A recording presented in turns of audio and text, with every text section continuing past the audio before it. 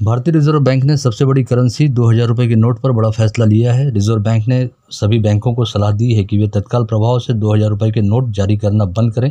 इसके साथ ही यह भी स्पष्ट किया गया है कि फिलहाल बाजार में मौजूद 2000 रुपये के नोट चलन में बने रहेंगे।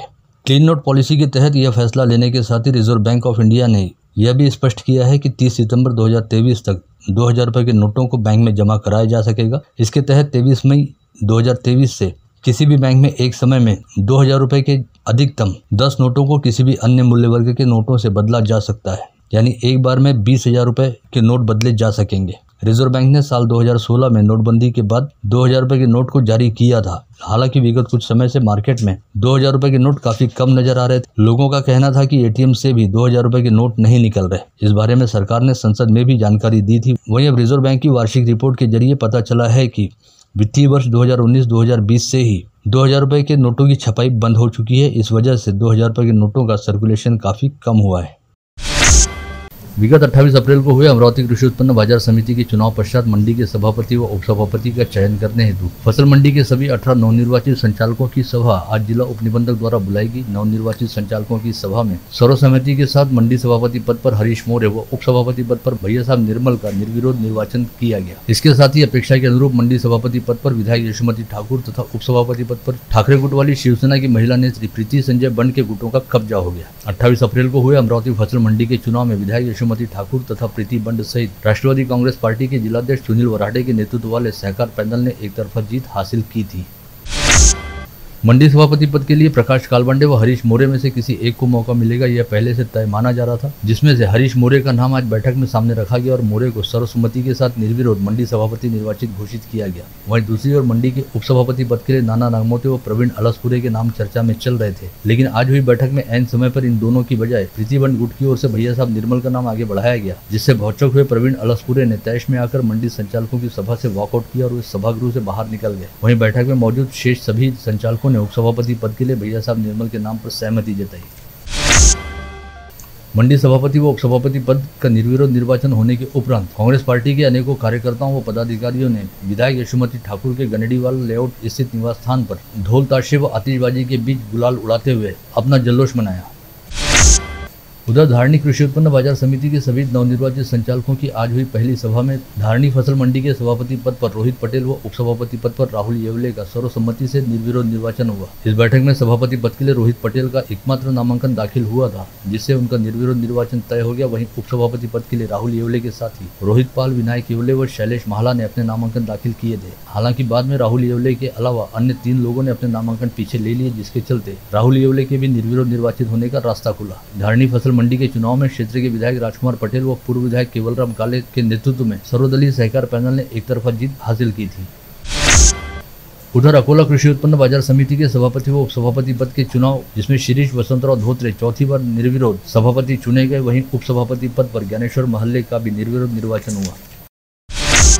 वर्ष 1999 में हुए कारगिल युद्ध में अग्रिम मोर्चे पर लड़ते हुए पुलगांव निवासी भारतीय फौज के सिपाही कृष्णाजी समरीत ने अपना सर्वोच्च बलिदान देते हुए देश के लिए शहादत दी थी। उस समय शहीद कृष्णाजी समरीत की पत्नी सविता तई समरीत गर्भवती थी और उन्हें 2 वर्ष का एक बेटा भी था। पति की शहादत के बाद वीर पत्नी सविता समरीत ने अपने पति की पेंशन के सहारे गुजर बसर करते हुए अपने दोनों बच्चों को पढ़ा लिखा कर योग्य व काबिल बनाया, जिसमें से छोटा बेटा प्रज्वल समरीत अब अपने पिता के पद चिन्हों पर चलते हुए भारतीय फौज का हिस्सा बनने जा रहा है। अखिल भारतीय स्तर पर भारतीय सैन्य दल की चयन परीक्षा में 63वां रैंक हासिल करने वाले प्रज्वल समरीत का भारतीय सेना में लेफ्टिनेंट के तौर पर चयन हुआ है, जो पुणे में मेडिकल चेकअप कैंप के बाद ट्रेनिंग के लिए देहरादून रवाना होगा। इसके चलते कई वर्षों के बाद सविता समरीत सहित समरीत परिवार के घर में गर्व से भरी खुशी की लहर देखी जा रही है। नांदगांवपेट के 8 युवाओं का महाराष्ट्र पुलिस दल में चयन हुआ है, जिसमें से कापड़े परिवार के 3 सदस्यों का समावेश है। सभी युवक साधारण परिवार से हैं। अपने माता पिता के सपने साकार करने और गांव का नाम रोशन करने के कारण इन सभी युवकों का गांव में अभिनंदन हो रहा है। इन युवकों के नाम मयूर कापड़े, धीरज डोंगरे, गोकुल दारोकर, सूरज देशमुख, योगेश कापड़े, सूरज कापड़े, नीरज कापड़े व शुभम गबने बताए गए हैं, जो अमरावती शहर व ग्रामीण पुलिस सहित नागपुर तथा मुंबई शहर पुलिस दल में चुने गए हैं। कल सुप्रीम कोर्ट के आदेश पर अमल करते हुए मनपा के दल ने पुलिस के कड़े बंदोबस्त में राजकमल चौक स्थित अति जर्जर खापड़ेवाड़ा के सभी किराएदारों को प्रतिष्ठानों से निकालकर इस इमारत को निर्मनुष्य किया। इस कार्रवाई के बाद शाम को खापड़ेवाड़ा के संचालक और किराएदार सहित कुल 18 लोगों को नोटिस देकर इस जर्जर इमारत में निवास अथवा व्यवसाय न करने की हिदायत दी गई। साथ ही आदेश का उल्लंघन करने पर संबंधितों के खिलाफ नियमानुसार कार्रवाई करने की चेतावनी भी जारी की गई है। सरकार ने आम लोगों का फायदा करने का दावा करते हुए नई रेत नीति बनाई, जिसका जिले में कोई विशेष लाभ होता नजर नहीं आ रहा। नई रेत नीति को अमल में लाने के बाद 3 बार निविदाएं आमंत्रित की गई, लेकिन फिर भी 11 घाट के लिए ही बोलियां आई और 33 घाटों से रेत उठाने के लिए कोई ठेकेदार आगे नहीं आ रहा। बहुत जल्द बारिश का सीजन शुरू हो जाएगा, उसके बाद घाट से रेत निकालने की मनाही रहेगी। ऐसे में जिला प्रशासन द्वारा सरकार से नई गाइडलाइन मांगी जा रही है। राज्य के वन एवं सांस्कृतिक कार्य मंत्री सुधीर मुनगंटीवार कल 1 दिवसीय अमरावती दौरे पर आ रहे हैं। इस हेतु वे तड़के 2:30 बजे सड़क मार्ग के जरिए नागपुर से अमरावती जिले के लिए प्रस्थान करेंगे और तड़के 4:30 बजे मोजरी पहुंचकर यहां पर होने वाली सामुदायिक प्रार्थना में उपस्थिति दर्शाने के बाद सुबह 6:30 बजे मोजरी से नागपुर विमानतल के लिए प्रस्थान करेंगे। केंद्रीय शिक्षा मंत्रालय की पहल पर समूचे देश भर में भारतीय ज्ञान प्रणाली केंद्र शुरू किए जा रहे हैं, जिसके तहत महाराष्ट्र में सबसे पहले केंद्र का उद्घाटन गत रोज श्री हनुमान व्यायाम प्रसारक मंडल में किया गया। इस केंद्र का उद्घाटन करते समय अंजनगांव सुरजी स्थित श्री देवनाथ पीठ के पीठाधीश और आचार्य श्री जितेंद्रनाथ महाराज ने कहा कि लंबे समय तक विदेशी आक्रमणकारियों के हमले और उनकी दास्तां ने पुरातन भारतीय ज्ञान परंपरा को एक तरह से हाशिए पर ढकेल दिया था। आजादी के बाद यह उम्मीद जताई जा रही थी कि देशवासियों के समक्ष हमारे देश के शौर्य, ज्ञान व तेज का इतिहास रखा जाएगा, लेकिन तत्कालीन सत्ताधीशों ने अंग्रेजों द्वारा लागू की गई शिक्षा प्रणाली को जस का तस कायम रखा। ऐसे में भारतीय ज्ञान परंपरा के बुरे दिन समाप्त नहीं हुए, लेकिन अब स्थिति बदल गई है और नई सरकार द्वारा भारतीय ज्ञान परंपरा की पुनर्स्थापना की जा रही है।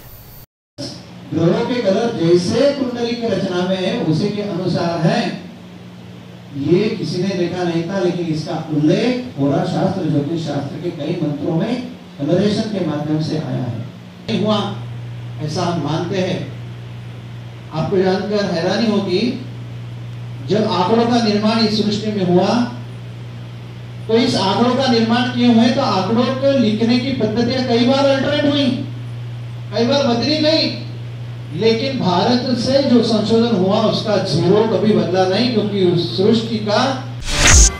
अमरावती शहर के ख्यातनाम न्यूरो सर्जन डॉक्टर आनंद काकानी और उनके ग्रुप द्वारा हिमाचल प्रदेश के कासुलग्रहण विलेज से होते हुए 13,779 फीट ऊंचाई पर करीब 50 किलोमीटर की चढ़ाई करते हुए बर्फीले पहाड़ की चढ़ाई को सफलतापूर्वक पूर्ण किया गया। इस टीम में अमरावती के 21 युवक युवतियों का समावेश है।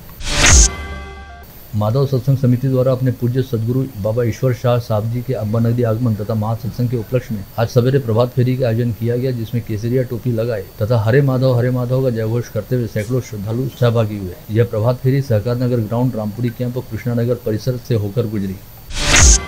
अगले 24 घंटे में दक्षिण पश्चिम मानसूनी हवाओं के अंडमान निकोबार द्वीप समूह में पहुंच जाने की संभावना मौसम विज्ञानी अनिल बंड द्वारा व्यक्त की गई। उन्होंने बताया कि इस समय कम दबाव वाली द्रोणीय स्थिति पूर्वी उत्तर प्रदेश से विदर्भ और तमिलनाडु तक बनी है और पंजाब, राजस्थान व पूर्वी उत्तर प्रदेश पर हवाएं बहुत नीचे स्तर पर चक्राकार बह रही हैं। ऐसे में अगले 24 घंटे में दक्षिण बंगाल की खाड़ी से होता हुआ मानसून अंडमान तक पहुँच सकता है।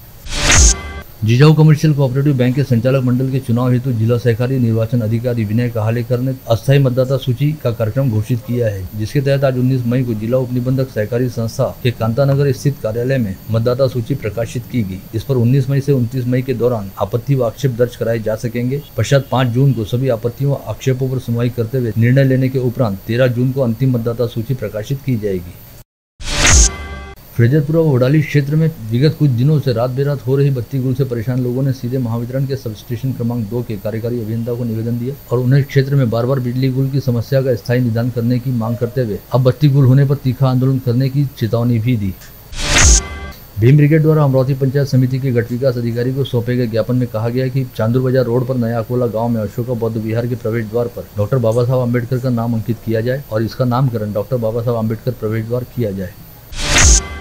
प्रहार जनशक्ति पार्टी की महानगर शाखा द्वारा भातकुली पंचायत समिति के गट विकास अधिकारी को सौंपे गए ज्ञापन में कहा गया कि देवरी निपानी ग्राम पंचायत क्षेत्र में चल रहे घरकुल के निर्माण कार्य में बड़े पैमाने पर गड़बड़ियां की जा रही हैं। ऐसे में ग्राम पंचायत के सरपंच व उप सरपंच तथा सदस्य सहित उप अभियंता के खिलाफ जांच करते हुए आवश्यक कार्रवाई की जाए।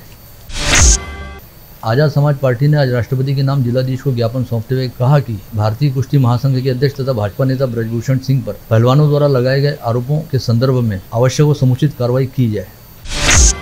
जिला बैंड पथक एसोसिएशन ने अपनी 15 वर्ष से व्यवसाय के लिए जगह की मांग करते हुए एक बार फिर महानगर पालिका व जिला प्रशासन को ज्ञापन सौंपकर जगह दिए जाने की मांग की। गत रोज शहर पुलिस आयुक्त नवीन चंद्र रेड्डी के कक्ष में गौरक्षा समिति की बैठक बुलाई गई थी, जिसमें सीपी नवीन चंद्र रेड्डी ने स्पष्ट तौर पर कहा कि गौवंश तस्करी के मामले में प्रयुक्त होने वाले वाहनों को पकड़े जाने पर उनके वाहनों का परमिट स्थायी तौर पर रद्द करते हुए उन्हें हमेशा के लिए पुलिस थाने में जमा कराया जाएगा। साथ ही ऐसे वाहन उनके मूल मालिकों को कभी भी वापस नहीं लौटाए जाएंगे। शहर पुलिस आयुक्तालय अंतर्गत बडनेरा पुलिस थाने के दोनों डीबी पथकों को बर्खास्त करते हुए डीबी पथक में कार्यरत एक अधिकारी व 8 कर्मचारियों को सामान्य ड्यूटी में तैनात करने का आदेश पुलिस आयुक्त नवीन चंद्र रेड्डी द्वारा जारी किया गया है। पता चला है कि 2 दिन पहले ही सीपी रेड्डी के पास बडनेरा थाने के डीबी पथक में कार्यरत कुछ कर्मचारियों के अवैध धंधे वालों के साथ घनिष्ठ संबंध रहने का पुख्ता सबूत देने वाले फोटो पहुंचे थे, जिसके आधार पर मामले की जाँच करने के बाद आयुक्त रेड्डी ने यह कार्रवाई की। आज दोपहर करीब 2:45 बजे के आसपास जिला व सत्र न्यायालय परिसर में आशीष चरपे नामक 40 वर्षीय व्यक्ति ने अचानक ही अपनी जेब से बोतल निकालकर उसमें मौजूद जहर को गटक लिया। यह बात ध्यान में आते ही अदालत परिसर में ड्यूटी पर तैनात गाड़गेनगर पुलिस के 2 सिपाहियों ने आशीष चरपे को तुरंत अपनी दुपहिया पर बिठाकर इरविन अस्पताल पहुंचाया, जहां पर भर्ती करते हुए आशीष चरपे का इलाज शुरू किया गया।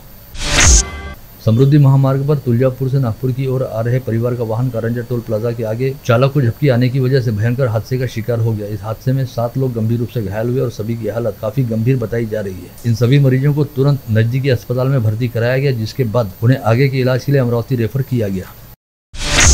इसके साथ ही समृद्धि महामार्ग पर सिंदखेड़ राजा के पास तेज गति से गुजर रही कार का टायर फूट जाने की वजह से कार पलटी खा गई और कार में सवार 2 लोग गंभीर रूप से घायल हो गए। यह हादसा कल 18 मई की शाम 5:15 बजे के आसपास घटित हुआ। अचलपुर के पास ही शिरजगांव देवरवाड़ा मार्ग पर स्थित मोड़ के निकट एक ऑटो रिक्शा पलट जाने की वजह से हुए हादसे में सिंधु कुरवाड़े नामक महिला की मौत हो गई। वहीं उसके पति व बेटे सहित 3 लोग गंभीर रूप से घायल हो गए। यह ऑटो सिंधु कुरवाड़े का पति वासुदेव कुरवाड़े ही चला रहा था, जो ऑटो रिक्शा की पासिंग करने के बाद वापस अपने घर की ओर परिवार सहित जा रहा था, लेकिन बीच रास्ते में किसी का फोन आने पर वासुदेव कुरवाड़े मोबाइल फोन पर बात करने लगा। इसी दौरान उसका अपने ऑटो रिक्शा से नियंत्रण छूट गया और यह हादसा घटित हुआ।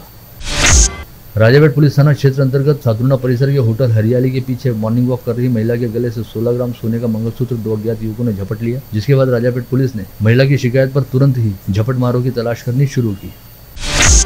विगत 19 अप्रैल को चांदू रेलवे पुलिस थाना क्षेत्र अंतर्गत रहने वाली एक नाबालिग लड़की को टाकली जहांगीर निवासी हर्षल वानखड़े ने अपने प्रेम जाल में फंसाकर भगा लिया था, जिसे लेकर प्राप्त शिकायत के आधार पर जांच करते हुए ग्रामीण पुलिस अधीक्षक कार्यालय अंतर्गत कार्यरत रहने वाले अनैतिक मानवीय वाहतुक कक्ष ने आज 19 मई को नांदगांवपेट पुलिस थाना क्षेत्र अंतर्गत टाकली जहांगीर गाँव से लापता नाबालिग लड़की सहित उसे भगा ले जाने वाले आरोपी हर्षल वानखड़े को खोज निकालने में सफलता प्राप्त। फॉरेस्ट कॉलोनी में ऑटो रिक्शा के जरिए सरकारी अनाज की हेराफेरी का मामला गुरुवार की दोपहर आपूर्ति निरीक्षक वैभव खैरकार ने पकड़ा, जिसके तहत 2 क्विंटल अनाज व ऑटो रिक्शा को जब्त किया गया। घन कचरा व्यवस्थापन का बंद पड़ा काम दोबारा शुरू करते हुए इस मामले की शिकायत नहीं करने के लिए एक ठेकेदार से 10,000 रुपए की रिश्वत लेने वाले गौरखेड़ा के उप सरपंच सहित 2 लोगों को भ्रष्टाचार प्रतिबंधक ब्यूरो के दल ने रंगे हाथ दबोचा। यह कार्रवाई 17 मई को खल्लार फाटा के पास की गई। गणोजा देवी गांव में अपना घरकुल मंजूर नहीं होने की वजह से नाराज राजू गावनेर नामक व्यक्ति ने ग्राम विकास अधिकारी राजू धर्म ठोक की कॉलर पकड़ने के साथ ही उनके साथ धक्का मुक्की की और खुद को घरकुल का लाभ नहीं मिलने पर ग्राम पंचायत का कार्यालय जला डालने की धमकी दी। भातकुली पुलिस ने राजू गावनेर के खिलाफ मारपीट करने व सरकारी कामकाज में बाधा पहुंचाने का मामला दर्ज किया। धामनगांव से यवतमाल की ओर जा रहे टाटा एस पिकअप वाहन ने एक साइकिल सवार को पीछे से जोरदार टक्कर मारी। इस हादसे में बुरी तरह घायल हुए संतोष मिश्राम नामक साइकिल सवार की मौत हो गई। परतवाड़ा के आठवड़ी बाजार में मोबाइल चोरों का गिरोह सक्रिय है। इससे पहले विगत गुरुवार 11 मई को आठवड़ी बाजार में करीब 4 से 5 लोगों के मोबाइल फोन चोरी हुए थे, जिसकी पुनरावृत्ति कल गुरुवार 18 मई को दोबारा हुई, जब अज्ञात चोरों ने 5 से 6 नागरिकों के महंगे मोबाइल चुरा लिए। परतवाड़ा पुलिस सभी मामलों की जाँच कर रही है।